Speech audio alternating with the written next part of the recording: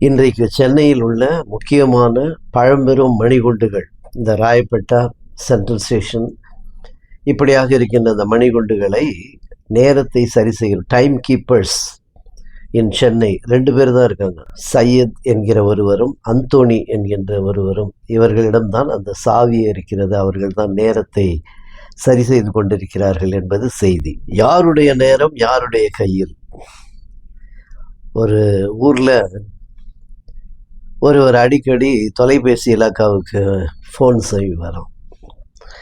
அப்படி அவர் ஃபோன் செய்து சரியான நேரம் சொல்லுங்கள் அப்படின்னு சொன்னதும் அவங்க நேரம் சொல்லுவார்கள். இது தொடர்ந்து நடந்துகிட்டே இருந்தது. ஒரு நாள் அந்த தொலைபேசி இலாக்காவின் அதிகாரி கேட்டார், ஏன் தினமும் இப்படி தொந்தரவு பண்ணுறீங்க என்கிட்ட நேரம் கேட்டு? அப்போ அவர் சொன்னாரா, ஐயா, இந்த ஊரில் இருக்க இந்த மணிகுண்டுகள் அதில் உள்ள நேரம் சரியாக இருக்கிறதா என்பதை ஒவ்வொரு நாளும் சரிபார்த்து அந்த நேரத்தை சரி செய்கிறவன் நான் தான். அதனால் உங்ககிட்ட கேட்டு தான் அதை செய்கிறேன். அவருக்கு மிகவும் அதிர்ச்சியாகி போனது. ஏனென்றால் அந்த தொலைபேசி இலாக்க அதிகாரியே அந்த மணிகுண்டில் இருக்க நேரத்தை பார்த்து தான் அவர் நேரத்தை அங்கே குறித்து மற்றவர்களுக்கு அறிவிப்பாராம். அவருக்கு அது அதிர்ச்சியாக இருந்தது. பாருங்கள், யாருடைய நேரம் யாருடைய கையில் அப்படின்னா, நாமும் அப்படித்தான். நம்முடைய நேரம் கடவுளுடைய கையில் இருக்கிறதா? என் நேரத்தை கடவுளுக்கு நான் செலுத்துகிறேனா? எவ்வளவு நேரத்தை நான் செலுத்துகிறேன்? எல்லாமே அதினதின் காலத்தில் நேர்த்தியாய் செய்து முடிக்கிறவர் அப்படின்னு நம்ம வேதத்தில் வாசிக்கிறோம். அது மட்டுமல்ல, பிரசங்கி 3ஆம் அதிகாரத்தில் அதினதின் காலம், ஒவ்வொன்றுக்கும் ஒவ்வொரு காலம் உண்டு. 14 எதிர்மறைகளை அது அழகாக அங்கே விவரிப்பதை நாம் பார்க்கிறோம். எல்லாத்துக்கும் ஒரு காலம் உண்டு என்பது.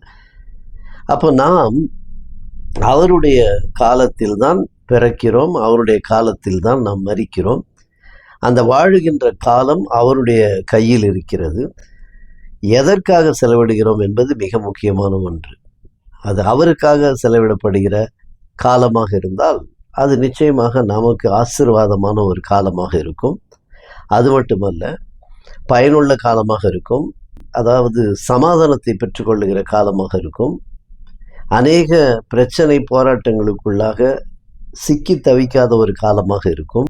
மரித்த பின்பும் நல்ல பெயரை நாம் பெற்றுக்கொள்ளுகிற அளவிலே நம்மை குறித்து பேசும் அளவிற்கு உள்ள காலமாக மாறும். அதனால தான் இறப்பை ஒருவருக்கு எப்படி சொல்லுகிறோம் என்றால், அவர் காலமானார் என்று சொல்லுகிறோம்.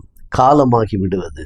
கடவுள் கொடுத்த வாழ்வை பயனுள்ள வாழ்வாக மற்றவர்களுக்கு வாழும்போது நாமும் காலமாவோம். Thank you so much. God bless you all.